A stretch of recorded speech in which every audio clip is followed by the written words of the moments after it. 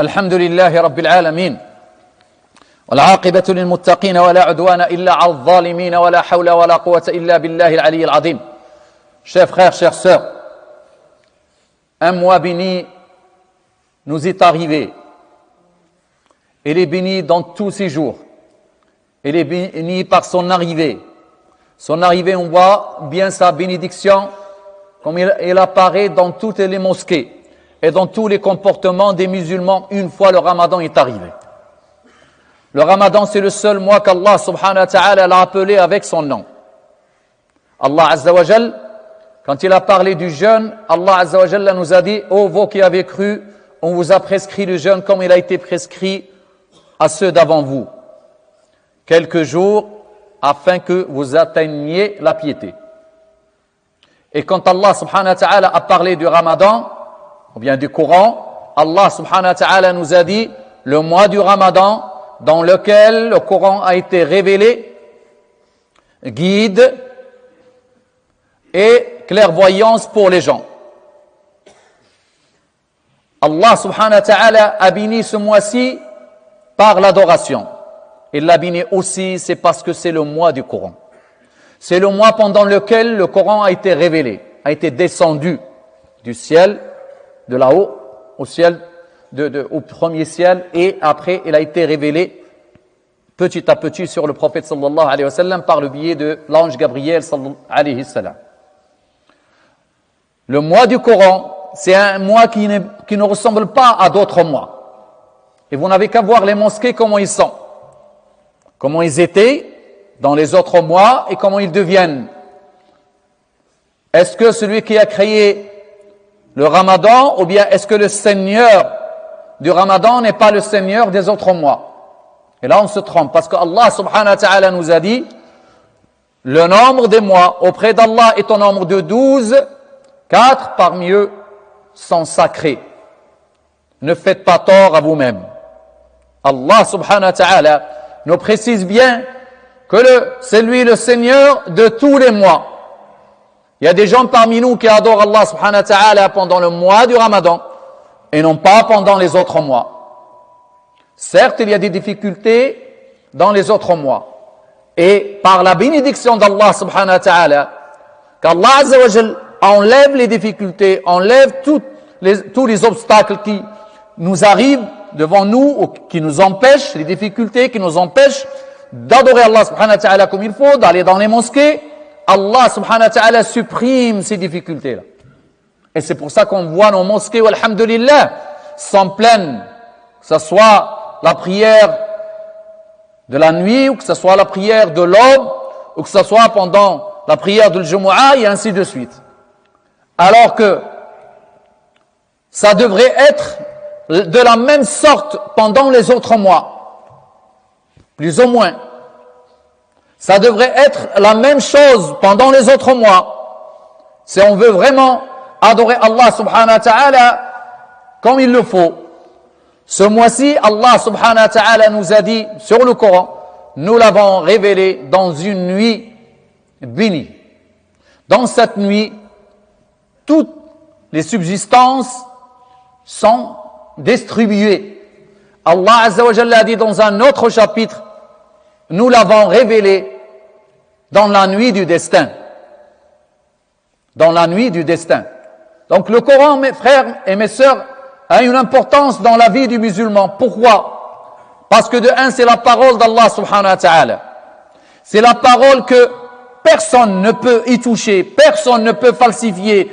Sur le long de l'histoire, depuis l'arrivée de Muhammad sallallahu alayhi wa sallam, personne n'a pu changer, ça ne serait-ce qu'une seule lettre, pas un mot, ça ne serait-ce qu'une seule lettre, parce que Allah subhanahu wa ta'ala l'a préservé, parce que Allah subhanahu wa ta'ala l'a préservé dans un endroit où personne ne peut l'atteindre. Ils ont essayé de brûler et de falsifier les livres, mais ils ne peuvent pas falsifier ce qu'il y a dans les cœurs des gens. Ce sont des versets clairvoyantes dans la poitrine des gens. بل هو آيات بينات في صدور الذين أوتوا العلم. À ceux qu'on a dotés de science, Allah subhanahu wa ta'ala a protégé le Coran dans le cœur des humains.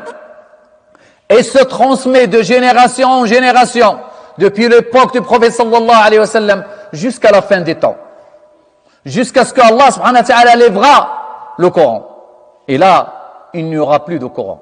Il faut en profiter, que ce soit pendant ce mois-ci ou pendant les autres mois. Pourquoi? Parce qu'il arrivera un jour où Allah subhanahu wa ta'ala, il va lever le Coran. Et on ne pourra pas le lire. On est appelé à lire le Coran. Allah subhanahu wa ta'ala nous demande de lire le Coran. فَقَرَأُوا مَا تَيَسَّرَ مِنَ الْقُرْآنِ. Lisez, ça ne serait-ce qu'un tout petit peu du Coran. Le prophète sallallahu alayhi wa sallam nous demande aussi de lire le Coran. اقرأوا القرآن. Lisez le Coran. Parce qu'avec chaque lettre, il y a une bonne action. Je ne dis pas alif, lam, mim, une lettre, mais alif, c'est une lettre, et lam, c'est une lettre, et mim, c'est une lettre. Le problème qu'on peut avoir, et que beaucoup de gens ont, c'est que comment lire le Coran? Comment adorer Allah subhanahu wa ta'ala alors que le Coran a été révélé en arabe? Et on ne peut pas adorer Allah subhanahu wa ta'ala d'une autre manière ou bien avec une autre langue que l'arabe, même si on n'est pas arabe, même si on ne connaît pas l'arabe. On est appelé à adorer Allah subhanahu wa ta'ala en langue arabe. Quand on fait la prière, Surat Al-Fatiha, le chapitre Al-Fatiha, est-ce qu'on peut le lire avec une autre langue? Catégorique, non. Exclusivement en arabe, parce que Allah subhanahu wa ta'ala, par sa sagesse, a voulu que ce Coran soit révélé en arabe et a voulu que cette religion soit adorée en arabe. Comment faire? Il faut apprendre l'arabe. Il faut apprendre la langue du Coran. Parce que la langue du Coran, c'est la langue d'Allah subhanahu wa ta'ala. Le prophète sallallahu alayhi wa sallam nous dit, apprenez l'arabe et apprenez-la à vos enfants parce que ce sera la langue de votre Seigneur le jour de la résurrection. Le jour du jugement dernier. Nous, on a délaissé. On a laissé tomber. On veut toujours le français ou on veut toujours l'anglais, on veut toujours le chinois, on veut toujours le russe. Il n'y a pas de mal à apprendre les autres langues. Au contraire, il faut les apprendre, il faut les maîtriser.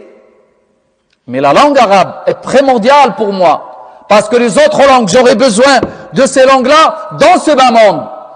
Et l'arabe, mes frères, la langue du Coran, on en a besoin dans ce bas monde et dans le delà. Apprendre une autre langue ne me fera pas rentrer au paradis, sauf si je l'utilise dans l'agrément d'Allah subhanahu wa ta'ala. Mais ne pas apprendre l'arabe, c'est ne pas pouvoir adorer Allah subhanahu wa ta'ala comme il faut. Lire le Coran. C'est un ordre d'Allah subhanahu wa ta'ala.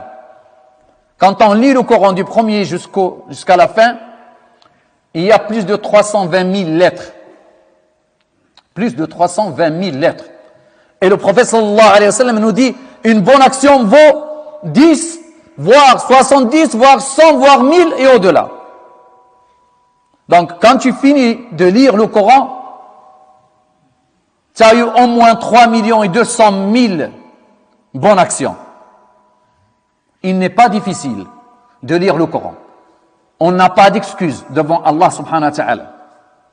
Tu peux pas dire, moi, ya Allah, je comprenais pas l'arabe ou je n'étais pas arabe, je ne pouvais pas apprendre. Non. Tout le monde peut apprendre l'arabe et tout le monde peut apprendre le Coran. Parce qu'Allah subhanahu wa ta'ala nous dit, وَلَقَدْ يَسَّرْنَا الْقُرْآنَ لِلذِّكْرِ فَهَلْ مِنْ مُدَّكِرٍ. Et nous avons facilité le Coran pour l'apprentissage. Est-ce qu'il y a des gens qui l'apprennent? Allah Azza wa Jalla nous pose la question. Il nous donne la réponse en même temps. وَلَقَدْ يَسَّرْنَا الْقُرْآنَ. La réponse. Et la question, فَهَلْ مِنْ مُدَّكِرٍ. Est-ce qu'il y a des gens qui réfléchissent, qui méditent dans ça? Parce qu'il faut apprendre pour pouvoir adorer Allah subhanahu wa ta'ala. On est appelé à apprendre la langue du Coran parce que c'est la langue de notre Seigneur le jour du jugement dernier. Le jour du jugement dernier, on parlera à Allah subhanahu wa ta'ala sans intermédiaire et sans traducteur. Donc, il est de notre devoir de faire les efforts. Vous savez que dans les mosquées, on n'arrive plus à donner des cours ou à apprendre à nos enfants la langue arabe. Et c'est pas parce que dans les mosquées, on n'a plus cette possibilité qu'il faut abandonner. Allah Azza wa Jalla nous dit, ô vous qui avez cru, protégez-vous et vos proches, votre famille, de l'enfer que sans combustible sont les humains et les pierres. Donc demain devant Allah subhanahu wa ta'ala, il nous posera la question, pourquoi ton enfant, pourquoi ta fille, pourquoi ton épouse n'a pas appris? Et on n'aura aucune excuse. Parce qu'Allah subhanahu wa ta'ala nous a dit des prophètes, annonciateurs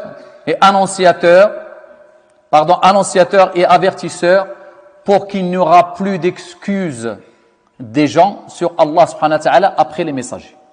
Point. On n'a plus d'excuses. Quand mon enfant arrive à jouer sur une tablette, sur un ordinateur, sur un téléphone portable, mon enfant aussi peut apprendre sur l'ordinateur, sur la tablette et sur le téléphone portable. Et je vois des enfants, nous tous on a des enfants, et on voit nos enfants comment ils font. Mais il faut baisser un peu et diminuer le temps de jeu des enfants et augmenter un peu le temps d'apprentissage. Il y a des programmes sur Internet, je ne vais pas vous le montrer, je ne suis pas là pour ça. Vous le savez, surtout la jeunesse, ils savent très bien. Quand on veut apprendre quelque chose, on se donne les moyens, on peut y arriver. Mais quand on n'a pas envie de faire quelque chose, on trouve des excuses. Il n'y a pas d'excuses devant Allah subhanahu wa ta'ala. Il n'y a que la vérité devant Allah subhanahu wa ta'ala. On est appelé à apprendre la langue du Coran, on est appelé à apprendre le Coran, pas tous en entier. Si on arrive à le faire, c'est bien. Si on n'arrive pas, il faut apprendre le maximum et au moins essayer de le lire. Parce que quand tu le lis, tu adores Allah subhanahu wa ta'ala, tu parles avec Allah subhanahu wa ta'ala. Il faut lire le Coran jusqu'à ce que tu arrives à avoir ce plaisir de lire le Coran. Parce qu'il y a un plaisir à lire le Coran et à méditer dans ces versets. Ce mois, c'est le mois du Coran.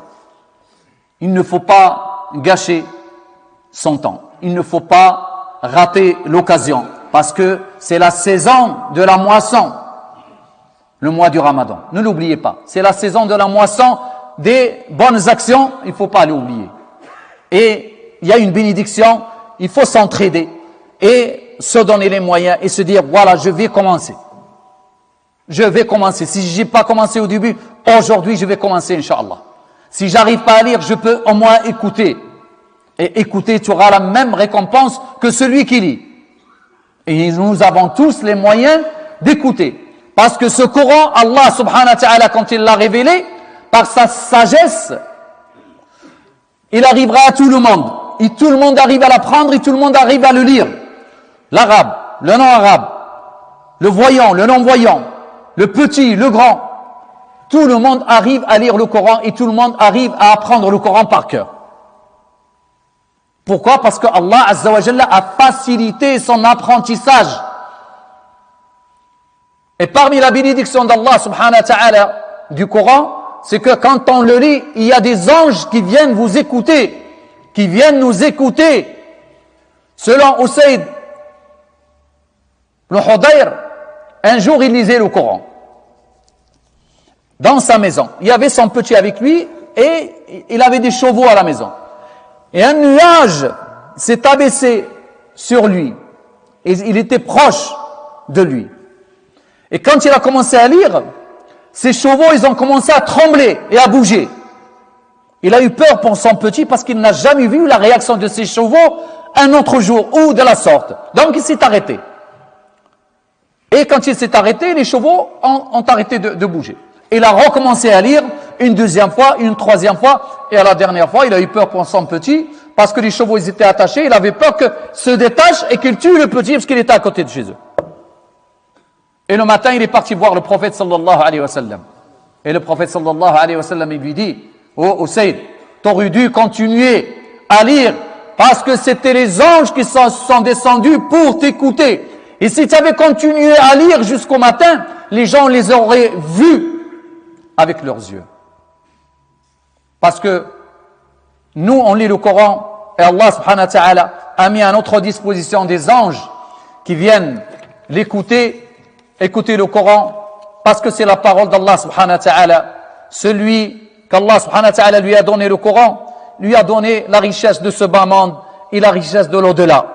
Celui qu'Allah subhanahu wa ta'ala lui a donné le Coran, il lui a tout donné. Faut pas croire. Si Allah subhanahu wa ta'ala ne t'a pas donné d'argent alors qu'il t'a donné le Coran, Wallah al-Adim, il t'a donné la richesse de ce bas monde et de l'au-delà. Wallah al-Adim, que ceux qui apprennent le Coran seront des rois devant Allah subhanahu wa ta'ala.